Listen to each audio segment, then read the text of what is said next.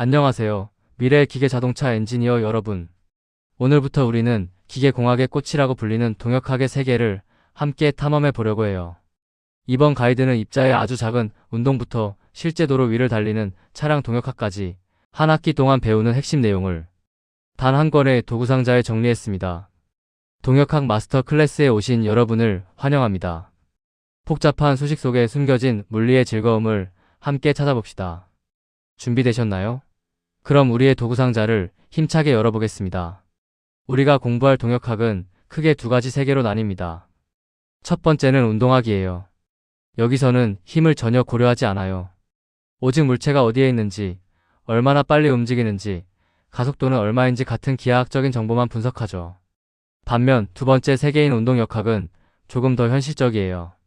물체의 질량이 얼마인지, 어떤 힘이 가해졌는지까지 포함해서 왜 이런 운동이 일어나는가라는 근본적인 원인을 파헤칩니다. 즉, 운동학이 결과에 집중한다면 운동역학은 원인과 결과를 동시에 다루는 셈이죠. 우리의 학습 여정은 계단을 오르는 것과 비슷해요. 가장 먼저 1단계에서는 크기를 무시할 수 있는 단순한 점, 즉 입자에서 시작합니다. 점의 움직임을 완벽히 이해하고 나면 2단계에서는 부피와 회전이 존재하는 강체로 넘어갈 거예요. 그리고 마지막 3단계에서는 이 모든 지식을 총동원해서 실제 자동차 같은 복잡한 시스템을 분석하는 차량 동역학까지 나아갈 겁니다. 단순한 모델에서 시작해 실제 세상으로 나아가는 이 과정이 바로 여러분을 진정한 엔지니어로 만들어줄 것입니다. 본격적인 시작에 앞서 꼭 기억해야 할 포인트가 있어요. 바로 수학 공식 암기에 얽매이지 말라는 점입니다. 미적분학은 우리가 물리를 표현하기 위한 아주 유용한 도구일 뿐이지 그 자체가 목적이 아니에요. 진짜 중요한 것은 시스템 내부의 물리적인 관계를 이해하는 것입니다. 수식은 그 관계를 설명하는 언어일 뿐이죠. 이번 강의에서 우리는 복잡한 수식보다 왜 이런 식이 나왔을까라는 물리적 직관에 집중해서 학습할 것입니다. 핵심은 이해이지 암기가 아닙니다. 자, 이제 첫 번째 도구인 입자 운동학을 꺼내봅시다. 입자 운동학의 핵심은 물체의 크기를 무시하는 거예요. 대신 물체의 질량 중심을 하나의 점으로 모델링해서 그 점이 그리는 경로를 추적하는 것이죠. 3차원 공간에서 X, Y, Z 좌표를 이용해 이 점의 위치를 시간에 따라 나타내면 우리는 이 물체의 모든 움직임을 수학적으로 완벽하게 기술할 수 있게 됩니다. 복잡한 형태를 잊고 오직 점의 이동에만 집중해보는 단계입니다. 가장 기본이 되는 직선 운동을 살펴볼까요? 여기에는 두 가지 핵심 개념이 등장합니다. 첫째, 속도는 위치의 시간 변화율입니다. 수식으로는 V는 dt분의 ds라고 쓰는데 이는 위치를 시간으로 미분했다는 뜻이죠. 둘째, 가속도는 속도의 시간 변화율이에요. A는 dt분의 dv 혹은 위치를 시간으로 두 번 미분한 값입니다. 우리가 1초의 위치가 얼마나 변하는지 알면 속도가 되고 그 속도가 또 얼마나 변하는지 알면 가속도가 된다는 이 단순한 원리가 모든 운동 분석의 기초가 됩니다. 문제를 풀다 보면 시간이 주어지지 않아 당황할 때가 있죠. 그럴 때 사용하는 마법 같은 도구가 바로 이 황금 방정식입니다.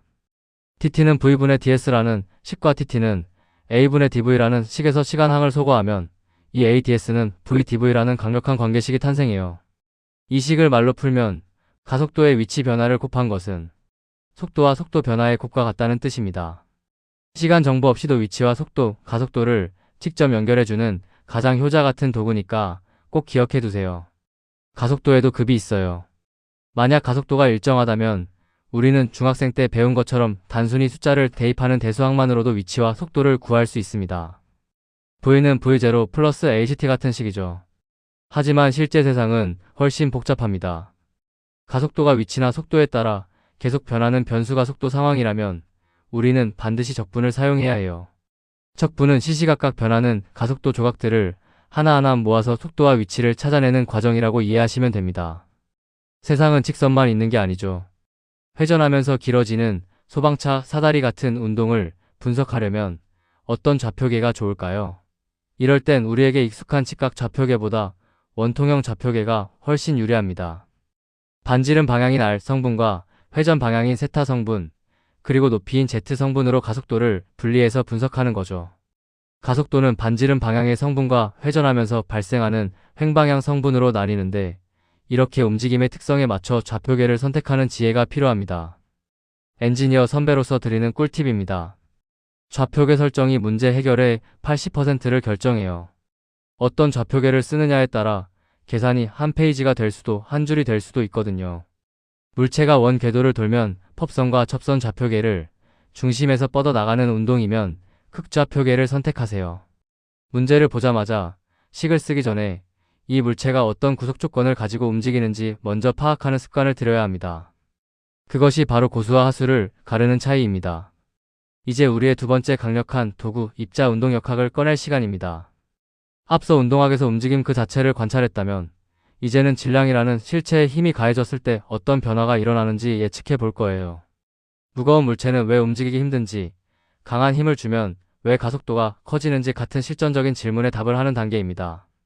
이제 우리는 단순히 보는 것을 넘어 힘을 이용해 운동을 설계할 수 있게 될 것입니다. 모든 운동역학의 성경과도 같은 식, 뉴턴의 제 법칙입니다. 모든 외력의 합은 질량과 가속도를 곱한 값과 같습니다. 기호로는 시그마 F는 ma라고 쓰죠. 여기서 가속도를 속도의 시간 변화율인 dt분의 dv로 바꿨으면 힘이 속도를 어떻게 변화시키는지 명확히 알 수 있습니다. 아무리 복잡한 역학 문제라도 시작점은 항상 이 식이라는 것을 잊지 마세요. 시스템에 작용하는 모든 힘을 찾아서 왼쪽 항에 적고 오른쪽 항에 ma를 적으면 절반은 성공입니다.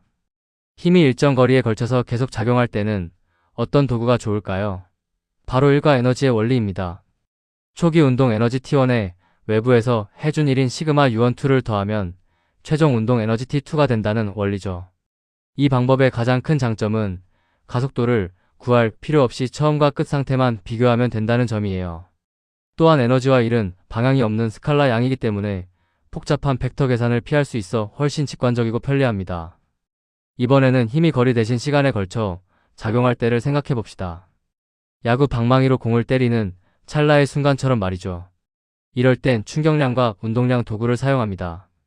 처음 운동량 mv1의 짧은 시간 동안 가해진 힘의 합인 충격량을 더하면 나중 운동량 mv2가 된다는 식입니다. 특히 아주 짧은 시간 동안 어마어마한 힘이 작용하는 충돌 문제를 풀 때는 이 도구가 유일한 해결책입니다. 시간을 다루느냐, 거리를 다루느냐에 따라 도구를 선택하는 눈을 키워야 해요. 방금 배운 충격량 원리가 실제로 어떻게 쓰이는지 볼까요? 자동차 충돌 테스트가 대표적입니다. 달려오던 차량이 벽에 부딪히면 속도가 0이 되는데 이때 차량이 가진 운동량 전체가 순식간에 사라지며 벽으로부터 거대한 충격량을 받게 됩니다.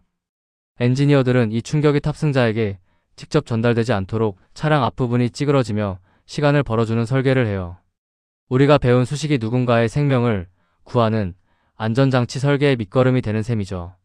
지금까지 배운 세 가지 도구를 정리해드릴 겸 이것만 알아도 시험 문제의 절반은 먹고 들어갑니다. 문제의 속도, 힘, 그리고 거리가 언급된다면 고민하지 말고 일과 에너지 원리를 꺼내세요. 만약 거리 대신 시간이 등장한다면 충격량과 운동량 원리가 정답입니다.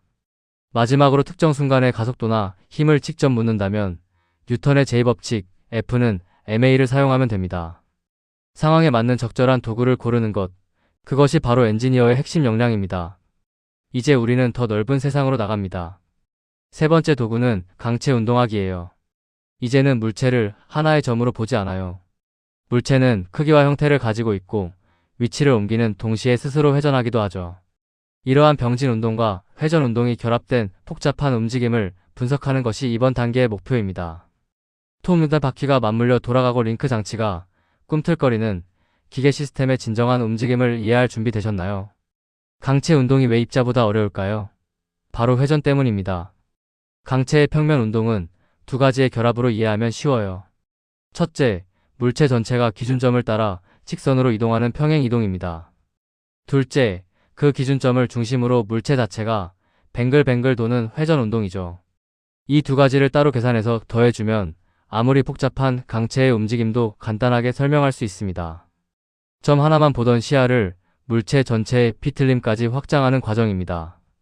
강체 위 두 점의 속도 관계를 밝혀주는 상대 속도 방정식입니다. P점의 속도는 기준이 되는 A점의 속도에 A를 중심으로 한 B의 회전 속도를 더한 것과 같습니다. 수식으로는 VB는 VA 플러스 오메가 외적 R, BA로 표현하죠. 여기서 외적항은 강체가 회전하기 때문에 발생하는 추가적인 속도 성분이에요. 이식하나면 연결된 기계 부품들 사이에서 속도가 어떻게 전달되는지 완벽하게 계산해낼 수 있습니다. 속도를 넘었으니 이제 가속도입니다. 상대 가속도식은 조금 더 복잡해요.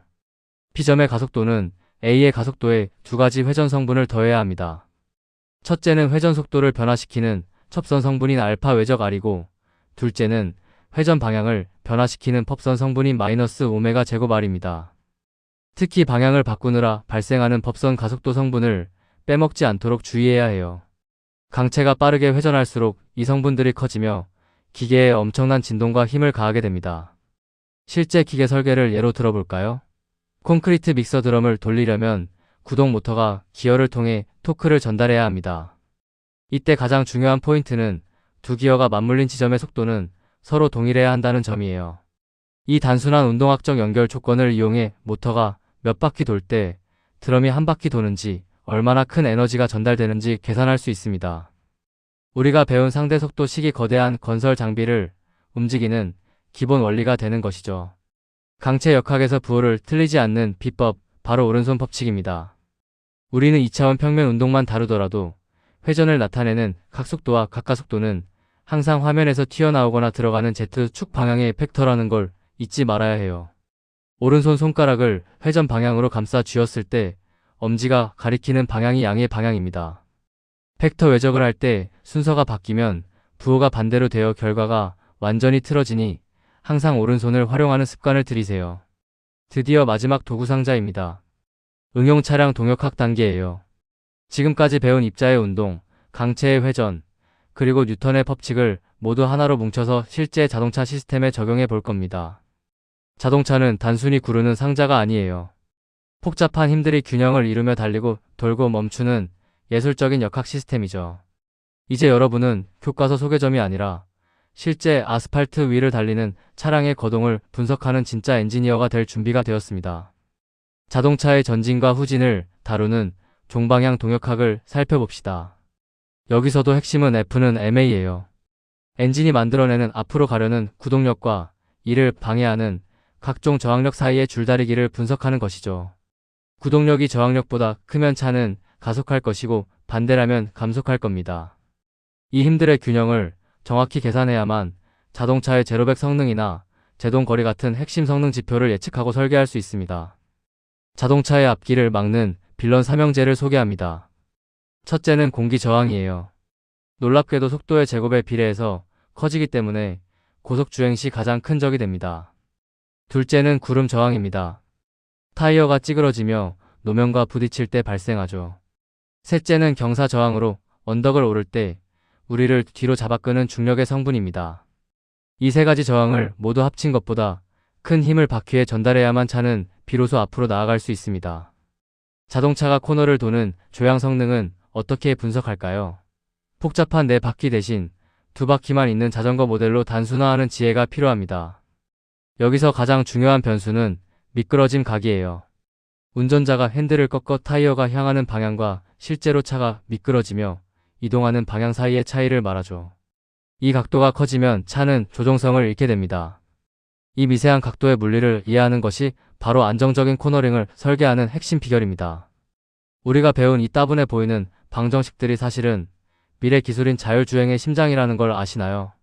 자율주행차의 두뇌인 제어 알고리즘은 우리가 배운 자전거 모델 같은 동역학 방정식을 기반으로 작동합니다. 차가 0.1초 뒤에 어디에 있을지 미리 예측하고 핸들을 얼마나 꺾어야 할지 실시간으로 계산하는 것이죠. 여러분이 오늘 공부한 이 기초 지식들이 미래의 자율주행 도로를 안전하게 만드는 가장 강력한 밑거름이 될 것입니다. 자, 이제 우리의 동역학 도구 상자가 꽉 찼습니다. 아주 작은 입자의 경로를 예측하던 작은 도구부터 복잡한 차량의 구동력을 제어하는 거대한 장비까지 모두 담았어요. 동역학은 단순히 어려운 수학 문제를 푸는 과목이 아닙니다. 복잡하게 돌아가는 세상을 수학과 물리라는 렌즈를 통해 명쾌하게 분해하고 이해하게 해주는 강력한 무기죠. 이제 이 상자를 들고 실제 세상의 문제들에 도전해 볼 시간입니다. 강의를 마치며 마지막으로 당부드리고 싶어요. 역학의 기본 원리를 확실히 손에 쥐고 있다면 이 세상에 풀지 못할 시스템은 없습니다. 공식은 잊어버려도 괜찮습니다. 하지만 물체가 왜 그렇게 움직이는지에 대한 그 감각, 그 직관만큼은 여러분의 것으로 만드세요. 실전에서 여러분만의 엔지니어링 감각을 멋지게 발휘하시길 진심으로 응원하겠습니다. 고생 많으셨어요. 감사합니다.